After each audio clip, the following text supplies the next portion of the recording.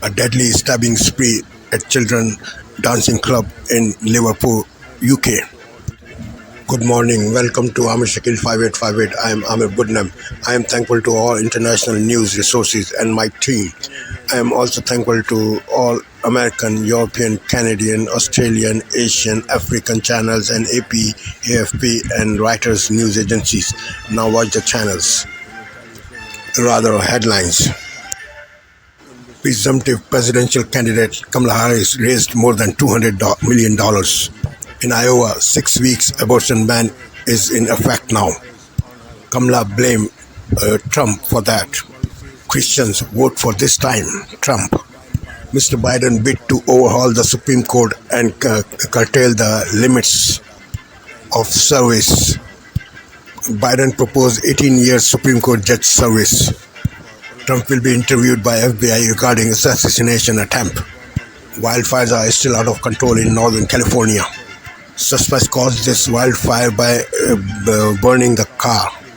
Israel says it will take revenge of Saturday attack in Lebanon. New simple blood test for colon cancer by Shield. Lifeguard jump in waters to get the packet in Olympic Games.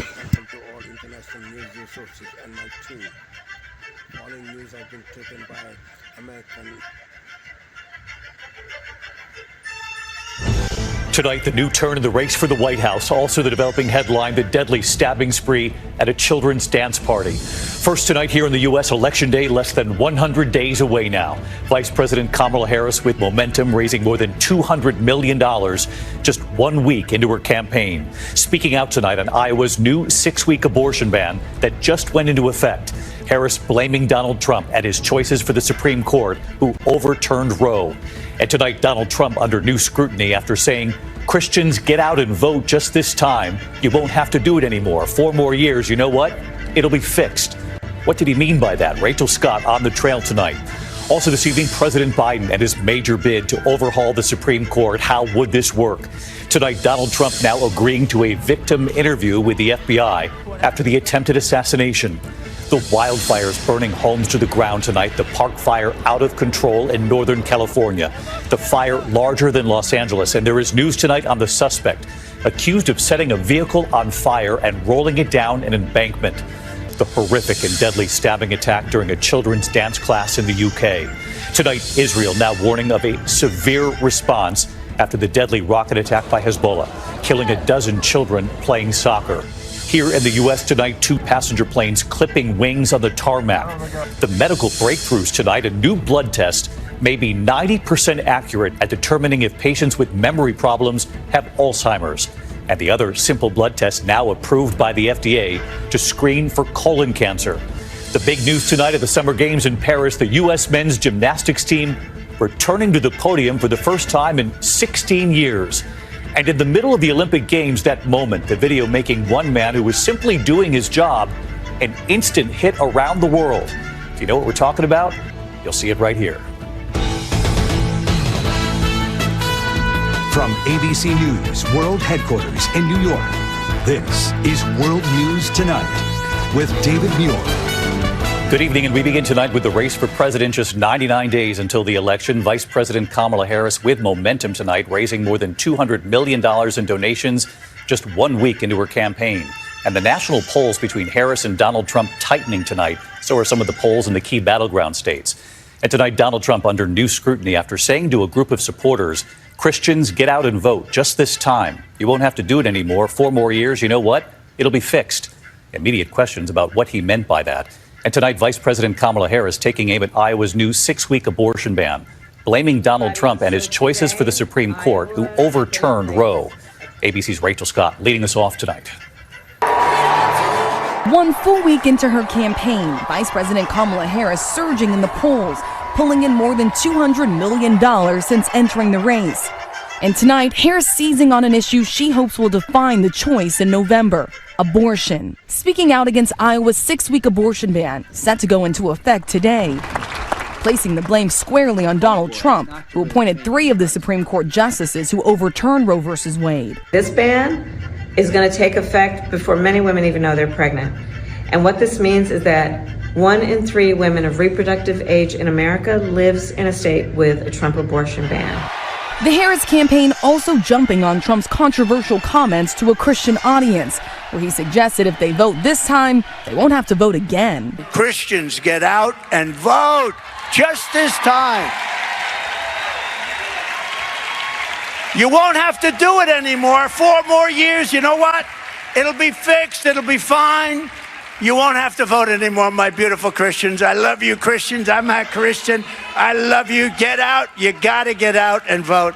In 4 years, you don't have to vote again. We'll have it fixed so good you're not going to have to vote. The Harris campaign calling this further proof democracy is under assault. Trump, who was counting on a battle with President Biden, now trying to redefine Harris, even as voters warm to her. Tonight, the new ABC News Ipsos poll shows in just 1 week, her favorability rating jumped 8 points, from 35% to 43%. We have a new victim now, Kamala. We have a new victim. We have a brand new victim.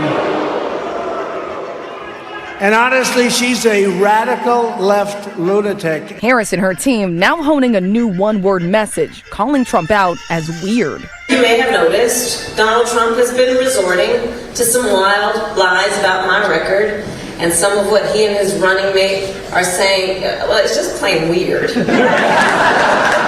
Democrats seizing on the backlash triggered by Trump's running mate, Senator J.D. Vance, and his 2021 comments about women who don't have children. We're effectively run in this country via the Democrats, via our corporate oligarchs, by a bunch of childless cat ladies who are miserable at their own lives and the choices that they've made, and so they want to make the rest of the country miserable too. Now Vance playing cleanup. Obviously, it was a sarcastic comment. I've got nothing against cats. But not backing down. It's the fact that the Democratic Party has become explicitly anti-family in some of their policies. Democrats like Minnesota Governor Tim Walz sensing an opening. And there's that word again. These guys are just weird. That's who they are. So we're not afraid of weird people. No. We're a little bit creeped out, but we're not afraid. So let's bring in Rachel Scott tonight from Washington. Rachel, Vice President Harris, we know, heading to Georgia tomorrow. The latest presidential polls show the race there tightening as well in this race. Now that we're dealing with a race between Kamala Harris and Donald Trump, this as her campaign continues to vet possible running mates. Everyone is watching this very closely. We know just a short time ago here, one leading contender, Pennsylvania's popular Governor Josh Shapiro, was out campaigning for Vice President Harris, saying she's ready. And he brought up the debate. Let's listen. She's not only ready, she's damn ready. And you know who else knows she's ready? Donald Trump knows she's ready. And you know how I know this? Because he's afraid to debate her now. Do you see that? Michigan's Governor Gretchen Whitmer right there by his side on that stage, also campaigning for the vice president. And Rachel, Vice President Harris expected to pick her running mate by August 7th. That's just a little more than a week from now. Yes, David, Vice President Kamala Harris has to make this decision, and she has to make it quickly. We are told that the vetting process is now fully underway. Sources say that Harris is considering roughly a dozen Democrats for the job, but among the leading contenders is Pennsylvania Governor Josh Shapiro, Kentucky Governor Andy Beshear, as well as Arizona Senator Mark Kelly. Someone who is not going for this position, Gretchen Whitmer, the governor of Michigan, says she plans to finish out her term as governor in that state, David. All right, Rachel Scott leading us off here tonight. Rachel, thank you.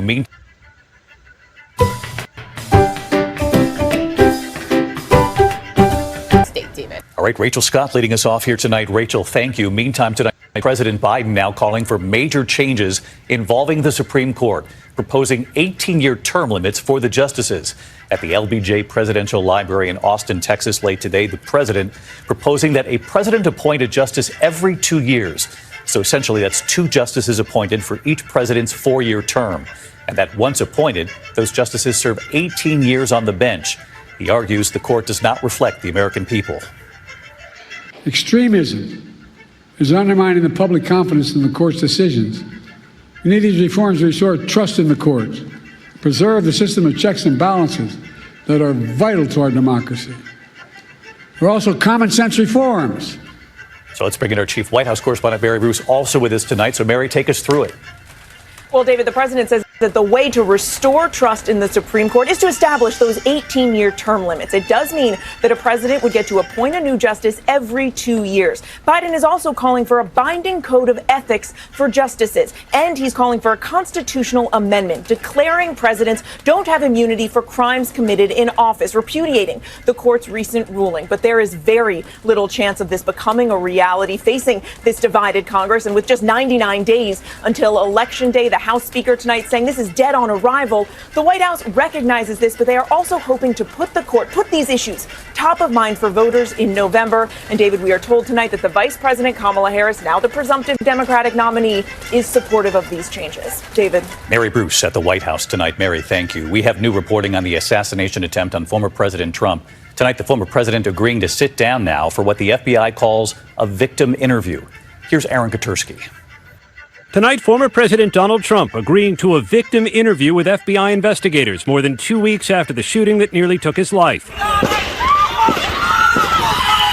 The FBI tonight saying shooter Thomas Matthew Crooks carefully planned his attack, using aliases to purchase firearms, ammunition, and chemicals for the explosive devices found in his car. We're clear! And tonight, ABC News obtaining text messages between local snipers on site who know the shooter lurking at 4:26 p.m., nearly 2 hours before he opened fire. One sniper writing, "He knows you guys are up there," suggesting Crooks saw where the snipers were. By 5:14 p.m., those same snipers say they identified Crooks as suspicious, then saw him pull a rangefinder from his pocket. And tonight, that team sitting down with us for an exclusive interview. He was looking up and down the building, just wandering around, and it just seemed out of place. Sniper Greg Nickel took these images of the shooter. We had a text group between the local snipers that were on scene. I had sent those pictures out to that group and advised them of what I noticed and what I'd seen. I then was text back. It said call it into command. I then called it into to the command via radio, and they acknowledged. What do you think is transpiring once you send in what you've sent in? I assumed that there would be somebody coming out to, speak this and, find out what's going on. So how do you know if about Crooks are being relayed properly? We don't. It's not clear whether the Secret Service received those warnings. From where they were, the Beaver County SWAT team says they had no view of the roof. Can we use this? Location. Could you ever tell anybody or call the Secret Service and say, I don't know if this is the best place for me? No, we had no contact with the Secret Service at all. We were supposed to get a face-to-face briefing with the Secret Service snipers whenever they arrived, and that never happened. So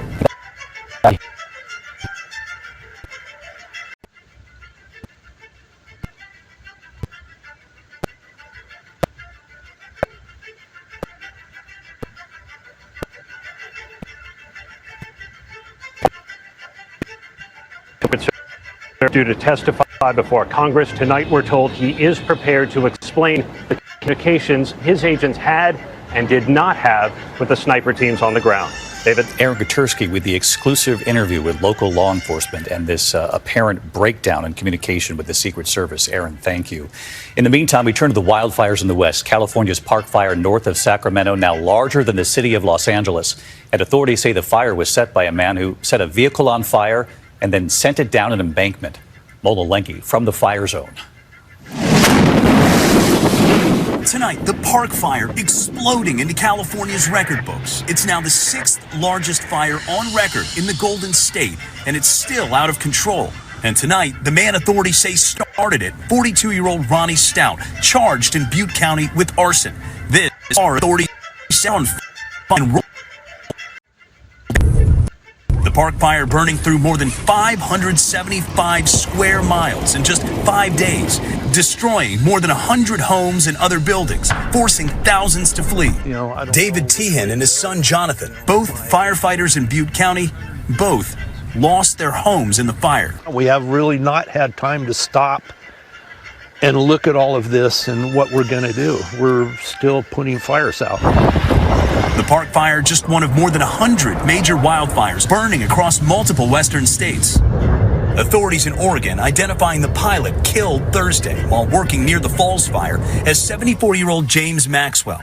mourning the loss of a man who spent more than half a century fighting fires. Well, David, for firefighters, this is very much a race against time to contain this fire further, as temperatures are expected to reach triple digits by Wednesday, which will make fighting this fire extremely challenging. David? A charge scene behind you, Mola Lengi tonight. Thank you. Overseas tonight, and we're learning more this evening about a horrific and deadly stabbing rampage at a children's dance party near Liverpool, England. Here's our chief foreign correspondent, Ian Pannell now. Tonight, a deadly knife attack on young children during a kids' dance class in England. Police swarming the quiet seaside town near Liverpool, overwhelmed by what they saw. When they arrived, they were shocked to find that multiple people, many of whom were children, had been subjected to a ferocious attack and had suffered serious injuries.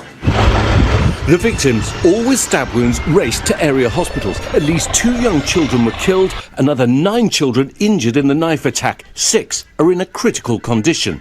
The group was enjoying their first day of the summer holidays, finishing up a Taylor Swift-themed dance workshop at a yoga studio. The offender, armed with a knife, walked into the premises and started to attack. Authorities say a 17-year-old boy who lived nearby is under arrest, charged with murder and attempted murder. For now, no motive and terrorism ruled out. 2 adults were also critically injured, heroically trying to shield the children. We believe that the adults who were injured were bravely trying to protect the children who were being attacked. David, tonight the investigation ongoing, and it's hard to overstate how rare this kind of attack really is here in the UK. King Charles saying he and Camilla are profoundly shocked, offering condolences and prayers. David? All right, Ian Pannell in London. Ian, thank you. Tonight, Israel is warning of retaliation following a deadly rocket attack by Hezbollah, killing a dozen children playing soccer in the Israeli-controlled Golan Heights. Prime Minister Benjamin Netanyahu visiting the site of the attack, saying Israel's response will come and it will be severe. Hezbollah tonight denying the attack. We are also tracking the images coming in from Venezuela tonight, where the government says Nicolas Maduro has been re-elected to a third 6-year term, although full voting data has not been released. The U.S. tonight and other South American nations are expressing concern and have not recognized the results. Tonight, demonstrators continue to take to the streets. Maduro has presided over the collapse of Venezuela's economy. More than 7 million people have fled that country. We turn now to Paris and the Summer Games, and tonight Team USA at the top of the medal count at a thrilling finish for the men's gymnastics team, ending a 16-year drought. ABC's James Longman covering the games for us from Paris. Tonight, emotions high in Paris for Team USA, the men's gymnastics team returning to the podium for the first time in 16 years, taking bronze in the all-around. The last time they medalled was back at the 2008 Beijing Games. Steven Nedorosik joined the team especially for his extraordinary pommel horse routine, and he shone. During that dismount, I was just already smiling, I think. I saluted the judges and looked at these guys and they were jumping up and down. I mean, it was just the greatest moment of my life, I think. And over in the pool, Ryan Murphy kept his medal streak alive, winning bronze in the 100-meter backstroke, his 7th Olympic medal overall. But a blow for 5-time medalist Lily King. She missed bronze by 100th of a second in the 100-meter breaststroke, tying for 4th. King has said this would be her last Olympic Games. US women's basketball took to the court for the first time, winning their opening match against Japan. And a nervous wait tonight for the triathletes. After bacteria levels in the Seine postponed their event yet again, they'll find out in a few hours if the river is clean enough to compete tomorrow. And I was at that men's gymnastics event, David, and the atmosphere was absolutely electric. Simone and the women, they go tomorrow after her incredible performance on the high beam. She will be in all 4 events despite that calf injury. David? All eyes on Simone tomorrow, and James Longman, not a bad assignment. Thanks, James. We'll see you tomorrow night here. When we come back on World News Tonight, 2 passenger planes clipping wings on the tarmac. And the medical breakthroughs tonight, a new blood test determining if patients with memory problems have Alzheimer's. And the blood test approved by the FDA now to screen for colon cancer. It's all in a moment here. Tonight, the FAA is investigating after 2 passenger planes clipped wings on the tarmac in Salt Lake City. A Delta flight bound for Montana with 109 passengers hitting an Airbus. Video shows a ground worker pulling a piece of debris from the wing of one of the planes. No one was hurt.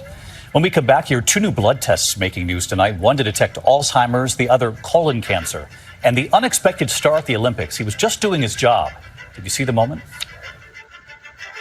To the index in two medical headlines tonight, a new study shows a new blood test may be up to 90% accurate to determine if patients with memory problems potentially have Alzheimer's. The test measures a specific protein in the blood, offering promising results for detecting cognitive decline due to Alzheimer's. Also news on detecting colon cancer. The FDA has just approved a blood test to screen for colon cancer. The test called SHIELD, available for adults 45 and older. Health officials say a colonoscopy is still the best method for screening. That Alzheimer's test is still being studied. When we come back tonight, the unexpected star at the Olympics, you could say he was just diving into his job. Finally tonight here, the new Olympic star in an event all his own. Tonight, it's the moment at the Olympics that made one man an instant star. He had the crowd cheering, and he's not even one of the competitors. It was the start of the fifth and final women's 100-meter breaststroke preliminary heat. The athletes each in their lanes, and then all of a sudden, they were told to step down. One of the officials spotting something in the water. It was a swim cap. Team USA swimmer Emma Weber lost it in the previous heat.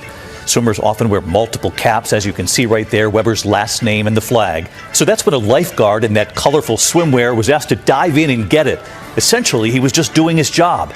15,000 people in the stands, millions around the world watching, suddenly everyone cheering him on. And listen to the announcer. Does that guy get a name? The cap catcher? That's what we need to call it, Bob, the cap catcher. A triumphant wave to the crowd. Bob, the cap catcher, as he's now called, declining to share his real name in order to keep the attention on the games. But still tonight, it was that cap-catching lifeguard who stole the show, at least for a moment, at the Olympics. They might have been cheering for the swimsuit, too. I'll see you tomorrow night. Good night. Thank you for making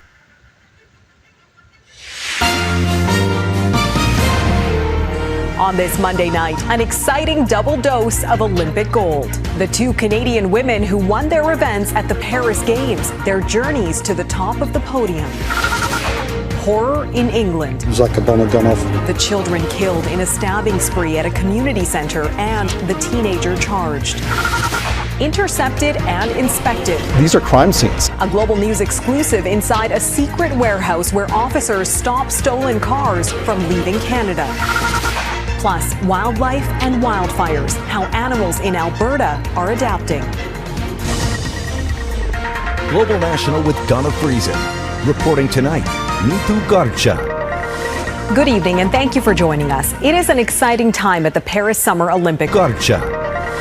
Good evening and thank you for joining us. It is an exciting time at the Paris Summer Olympics right now, especially for Team Canada, which took the top podium in two events today. Krista Deguchi made history as the first ever Canadian Olympic gold medalist in judo.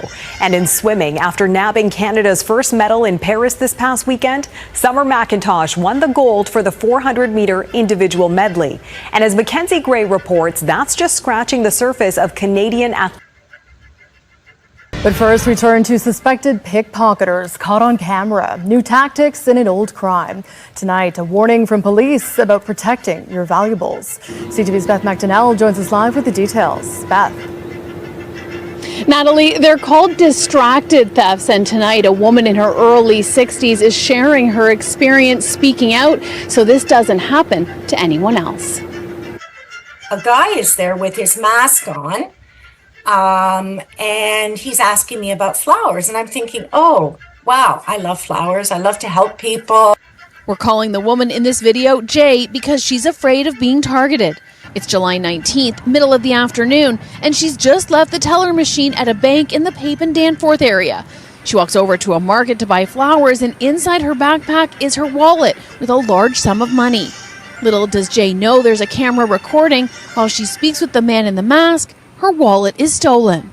And then all of a sudden he leaves the store, and I thought, oh, that's weird. He didn't buy any flowers. So then I go to buy the flowers that I had gone into the grocer to buy, and I take my backpack off, notice it's completely been unzipped. Now a victim of theft, but still wanting the flowers, Jay leaves the market and returns later to purchase them. That's when the clerk shows her what happened. And she says, oh, we have it on video. We got the guys. There were 3 guys. And I'm absolutely thunderstruck because I feel stupid. I feel taken advantage of. I feel hurt. I feel so betrayed. In another separate distraction theft incident on July 20th in the afternoon, this time in the Yonge and Sheppard area, Toronto police are looking for 2 suspects. Officers say the man approached an elderly person in their driveway asking for directions, while the woman tried to remove items from the victim's pockets. Jay's spouse, Elle, is upset about the theft in the market and filed a police report. I think times are changing and there are a lot of scam artists and thieves around, and it's just really important to be paying attention and aware of what's going on. Distraction theft safety tips include keeping money, credit cards, and other valuables close to you, and ensuring your bag or purse face the front of your body. It's also important to be aware of loud arguments and commotions. Even being accidentally bumped could be a tactic. It's a horrible feeling when you go somewhere that's close to your home and you feel safe, and then all of a sudden you realize you have to be vigilant everywhere. Jay now believes the 3 men followed her from the bank to the market. She's sharing her story to raise awareness and help others.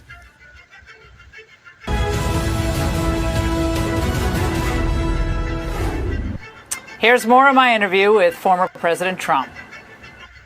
They're also attacking you for other ridiculous reasons. They're saying that you said to a crowd of Christians that they won't have to vote in the future. Yeah, let me say what did I mean by that. I had a tremendous crowd speaking to Christians. This was a crowd that liked me a lot.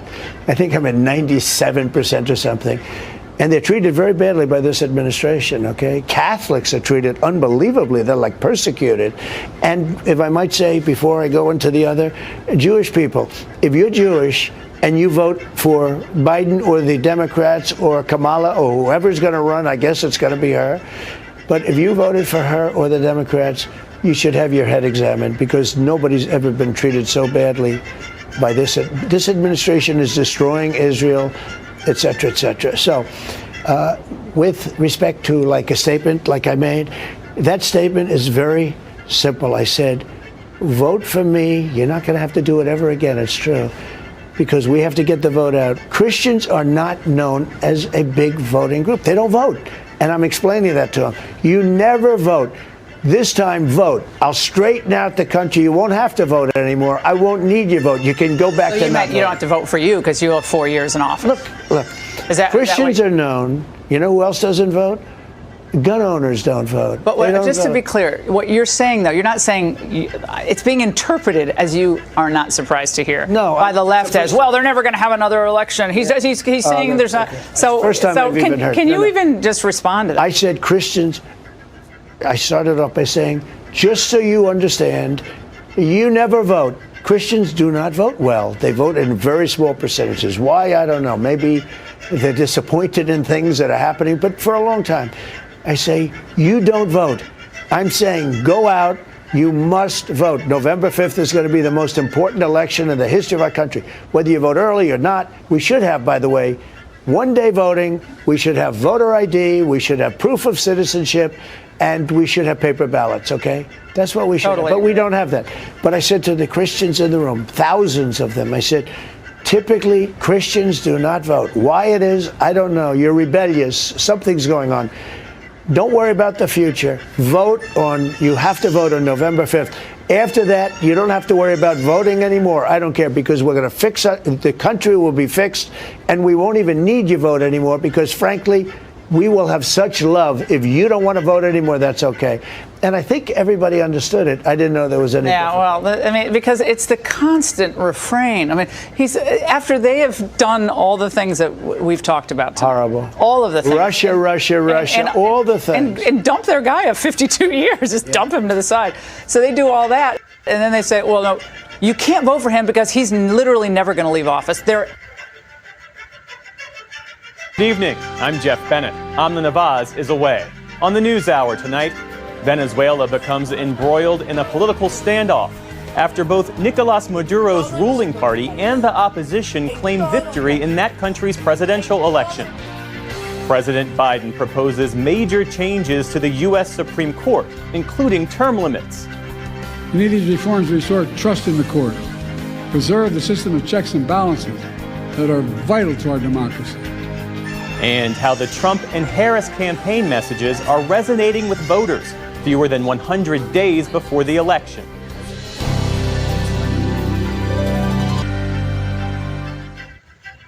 Welcome to the NewsHour. The U.S. says it has serious concerns about the election results in Venezuela. That's after Venezuela's authoritarian leader, Nicolas Maduro, declared a victory in a tumultuous presidential race. Exit polls in yesterday's voting showed a blowout win for the opposition party. Now, both Maduro and the opposition have claimed a win, but most world leaders have held back from recognizing the results. Even before the official results, the headlines were set and... I'm Stephanie Tsai with NewsHour West. Here are the latest headlines. In the Middle East, Israel's prime minister has warned of severe consequences for a strike in the Golan Heights that killed 12 children. Israel says Hezbollah fired the rocket from Lebanon, but Hezbollah denies responsibility. Israel seized the Golan Heights from Syria in 1967 during the Six-Day War. Since then, Israeli troops have used it as a strategic position, given its high elevation and proximity to Syria and Lebanon. Today, at the soccer field where the deadly attack took place, local protesters chanted "Get out" as Netanyahu paid a visit. Hezbollah, backed by Iran, fired here an Iranian missile that took the lives of 12 pure souls. These are our children, the children of all of us, and the state of Israel will not and cannot ignore this. Our response will come, and it will be harsh. The White House urged today that Israel show restraint amid concerns of a broader regional war. In northwest England, 2 children were killed and 11 others injured in a knife attack at a dance class today. The rampage took place in the seaside town of Southport outside of Liverpool. Police arrested a 17-year-old male on suspicion of murder and attempted murder.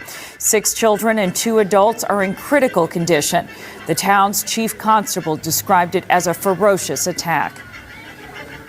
It is understood that the children were attending a Taylor Swift event at a dance school when the offender, armed with a knife, walked into the premises and started to attack inside the children.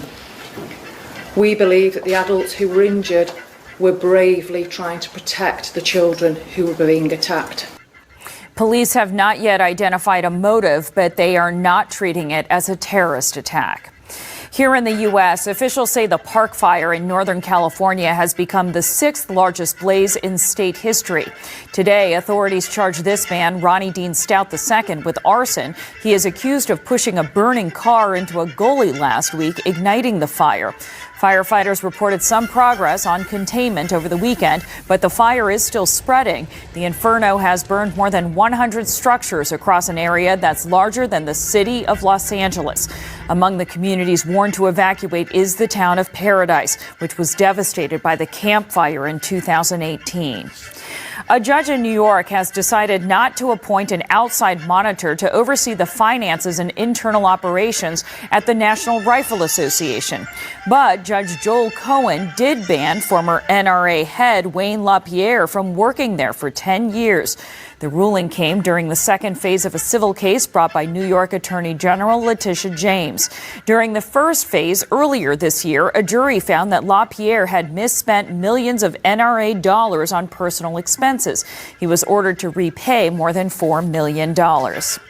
U.S. health regulators approved the first blood test for colon cancer today. It's called SHIELD, and it's intended for adults age 45 and older. The test detected 83% of cancers, according to a study published earlier this year. But it's not a replacement for colonoscopies, which are still preferred by doctors. Colorectal cancer is the second most common form of cancer deaths in the U.S., expected to kill more than 53,000 people this year alone. In Olympics news, Novak Djokovic bested longtime rival Rafael Nadal in a showdown on the court today. It was the 60th head-to-head match between the two tennis legends and possibly their last. The outcome ends Nadal's singles run in Paris, but he'll still compete in the doubles competition. In gymnastics, the American men ended a 16-year medal drought in the team competition, earning a bronze. But it's been a slow start for the triathletes in Paris. Paris. Organizers canceled their training session in the Seine for a second day, citing pollution levels and current speeds. There's been quite a lot of rain, including during the opening ceremony. We've done everything we could in relation with the International Federation, but also the public authorities to achieve the goal of having the swimmable Seine, and it's going to be a fantastic legacy for later. And we're still optimistic that we can hold the competition within the Seine River. As for where things stand on the overall Olympic leaderboard, the U.S. tops the table in total medals with 20. That includes 3 golds. Host nation France has 16 medals, including 5 golds, and Japan is currently third but holds 6 gold medals, the most of any country. And a passing of note, civic leader Alma Powell, who was the widow of former Secretary of State Colin Powell, has died. She was a devoted military spouse who reportedly played a key role in convincing her husband not to run for president in 1996. 5 years later, she stood by his side while he was sworn in as Secretary of State. Later on, Mrs. Powell served on many boards, including President Obama's Board of Advisors on historically black colleges, and she was Chair Emeritus of America's Promise Alliance, a nonprofit founded by her husband that helps underserved youth. Alma Powell was 86 years old. Still to come on the NewsHour, Donald Trump's shifting stance on cryptocurrency. Amy Walter and Tamara Keith analyze the latest from the Trump and Harris campaigns. And Olympic speed skater Apollo Ono on prioritizing athletes' mental health.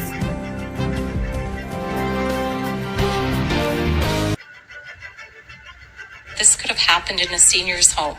Sarah McDonald listens in as Alberta government officials discuss a report into the massive E. coli outbreak at Calgary daycares, which sent her 4-year-old son to hospital. A new report looks at how it happened and what can be done to avoid similar problems in the future. But according to McDonald, it's lacking. I have not heard an apology to us as parents for the failings of this current system. Her son was among the dozens of children hospitalized. While the report says the outbreak was likely tied to meatloaf at one meal, it stops short of saying how or where the meat was contaminated. And of course, all those questions around the uninspected meat and that part of it. We know this outbreak has shaken that trust. But authorities have acknowledged that the strain of E. coli in the outbreak was a match to that found in a separate case involving uninspected meat purchased from a private supplier. So the likelihood of this happening randomly and not having a connection of some kind is pretty remote.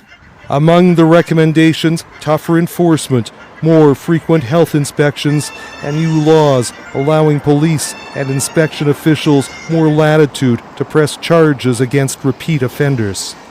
The chair of the review panel says cracking down on uninspected meat is key. We realized if we wanted to have any assurance that we were looking at making childcare facilities and centralized kitchens safe, we better look upstream. The company that operated the central kitchen that served the tainted food says it is reviewing the report, and the health and safety of children and families is their first priority. Sarah McDonald says her son, now 5, is doing better, but it will take much more to win back her trust. Terry Reith, CBC News, Edmonton.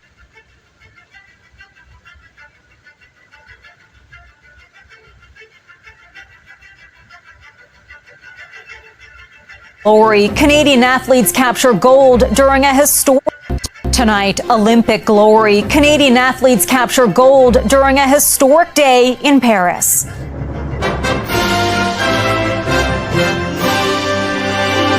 On top of the podium for the first time in judo. I still cannot believe it that I got the gold medal.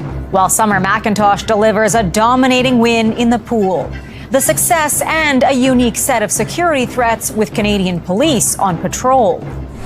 Revelations of widespread discrimination at the highest level of Canada's public service. Black, Indigenous, and racialized employees experience a very different public service. Grief and relief in Jasper. Wildfires now extinguished in a town facing a long road to recovery. It's very emotional to see that picture of my home and know it's not there. And a theft of distraction. I feel stupid. I feel taken advantage of. I feel hurt. A tactic for criminals targeting unsuspecting victims.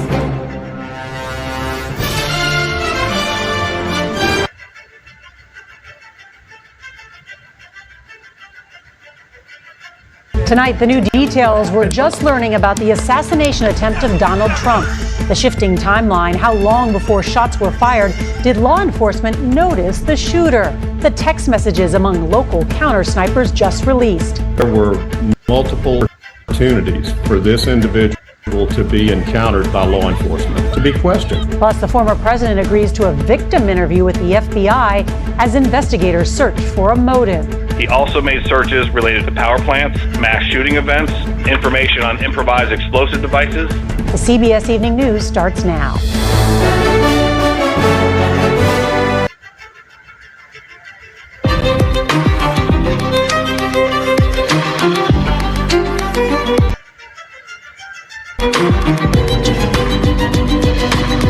We are coming on the air with President Biden making his case to overhaul the Supreme Court. The historic changes he's looking at, the chances it'll actually happen, and our new reporting on who's in and out of the running to become his running mate's running mate when we take you live to Texas and Pennsylvania in just a minute. Plus, 2 weeks after the assassination attempt against him, former President Trump pledges to sit for what the FBI calls a victim interview. What the feds want to hear, and the new details out today about what officers saw in the minutes before that deadly shooting. Then thousands of people forced out of their homes out west. Look at this, with the hot weather making the country's biggest wildfire harder to fight. And our first look at the suspect accused of starting it in court. And why a dirty river may turn the Olympic triathlon into a biathlon when we take you live to Paris. Then the new study giving new hope that drugs like Ozempic could be a new frontier in fighting addiction. That's a little bit later on in the show. Hey there, I'm Hallie, and we're starting tonight with the political split screen. President Biden throwing this Supreme Court Hail Mary and reliability of our international news media with a score of 100%. Trust is not automatic. It must be earned and cultivated. Thank you for your trust. Liberté, égalité, actualité. You're watching Dave on France 24. Glad you could be with us. I'm Stuart Norval. Today's headlines: at least one person reported killed in violent protests against President Nicolas Maduro's claim of election victory in Venezuela. Maduro himself saying his government knows how to defeat those who are violent. Right-wing Israeli protesters break into two military compounds after investigators arrived to question soldiers about the suspected abuse of a prisoner. Israel's military chief calling the protests anarchy. And a gold day of medals for France, with notable wins in fencing, mountain biking, archery and canoe kayak, putting France in second place, by far its highest position at this stage of the Olympics.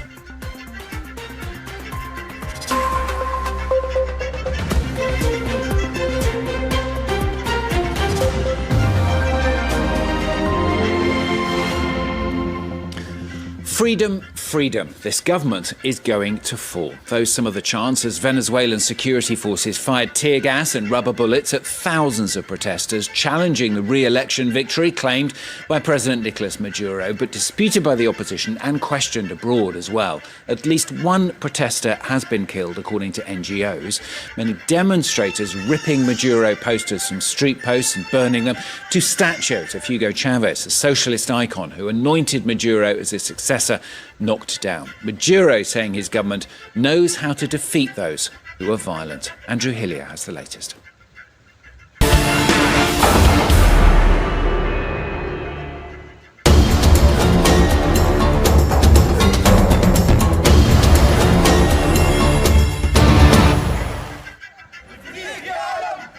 Tunisia's Election Commission said Monday that the submission of documents by candidates for the October 6 presidential election was open.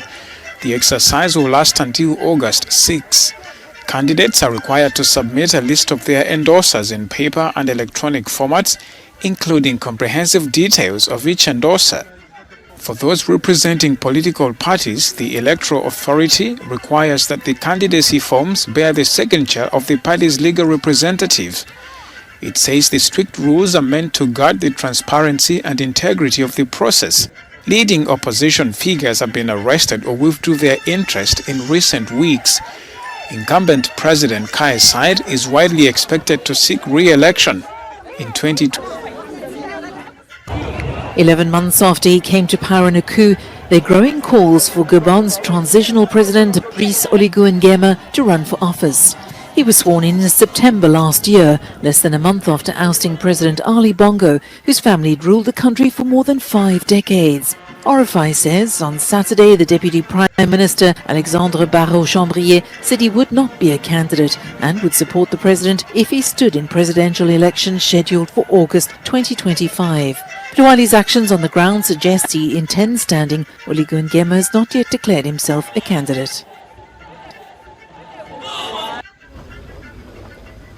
The Middle East was on edge Monday as fears of a regional war mounted following a deadly rocket attack in the occupied Golan Heights. Israel blamed Saturday's attack on Hezbollah and vowed retaliation. Hezbollah is currently under search orders.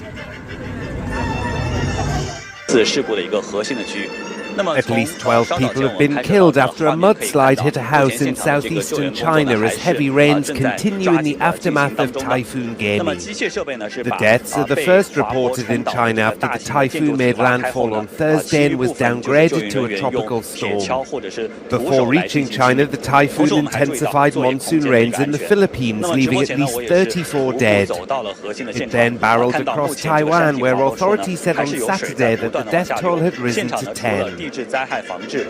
Russian President Vladimir Putin addressed the military naval parade in St. Petersburg on Sunday, an annual celebration commemorating Russia's Navy Day. He expressed gratitude to Navy crews from allied nations for their participation in the parade and emphasized Russia's commitment to enhancing its naval capabilities with advanced modern weaponry. I warmly welcome the crews of warship from Algeria, India, China, as well as representatives from numerous foreign countries and delegations joining us in celebrating today's holiday. Putin likened the U.S. plan to deploy long-range missiles in Germany to the Cold War era and stated that Russia will respond with similar actions. Towards the end of his address, the Russian president praised the naval crews courageously battling in Ukraine. If the United States implements such plans, we will consider ourselves free from the previously assumed unilateralities. South Sudan's Olympic debut in men's basketball began with a technical issue. However, this did not stop the team from creating history by securing the country's first Olympic triumph, a 90-79 victory against Puerto Rico on Sunday. Before the game started, the situation. Has expressed his deepest condolences to the victims' families. And thousands of Venezuelans are protesting outside the presidential palace in Caracas after President Nicolas Maduro claimed victory in the presidential election. The opposition says Mr. Maduro's win is fraudulent and that its candidate, Edmundo Gonzalez, received the majority of the vote. 9 Latin American countries have requested an emergency meeting after widespread international skepticism over the result. Well, returning now to one of our top stories, and regional airline Rex has been put into a share trading halt amid reports consultants have been brought in. Chief Business Correspondent Ian Verender takes us through the issues the airline is facing. It's like one of those push for a Gaza ceasefire. Hamas has accused Israeli Prime Minister Benjamin Netanyahu of stalling by adding new conditions and demands. Mr. Netanyahu has denied making any alterations and says it's Hamas who has insisted on numerous changes. UN Special Rapporteur Francesca Albanese says for those living in Gaza, the situation is desperate. There has not been for a long time enough water, no food, not enough food, no safe haven of any. Luxury transformed. Dangling earrings. Real touch. Only natural diamonds. Mason Jewelry. This is Asia Now. It's 2 p.m. in Singapore and Hong Kong, 11:30 in New Delhi and 1 o'clock in Jakarta. I'm Glenda Chong. At this hour, Philippine President Ferdinand Marcos Jr. stresses that regular engagements with the U.S. are needed to ensure agile responses to China as he meets top American officials at a time of renewed maritime confrontations in the South China Sea. Rescuers race to find survivors after multiple landslides kill more than 40 people in India's Kerala state. It's feared hundreds are buried under the earth. And Australia's Foreign Minister Penny Wong condemns Russia-North Korea relations after visiting the demilitarized zone separating the two Koreas.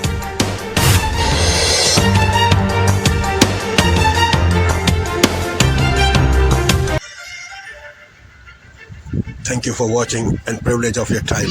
This is Amir Shakil 5858. I am Amir Woodman. Have a good life.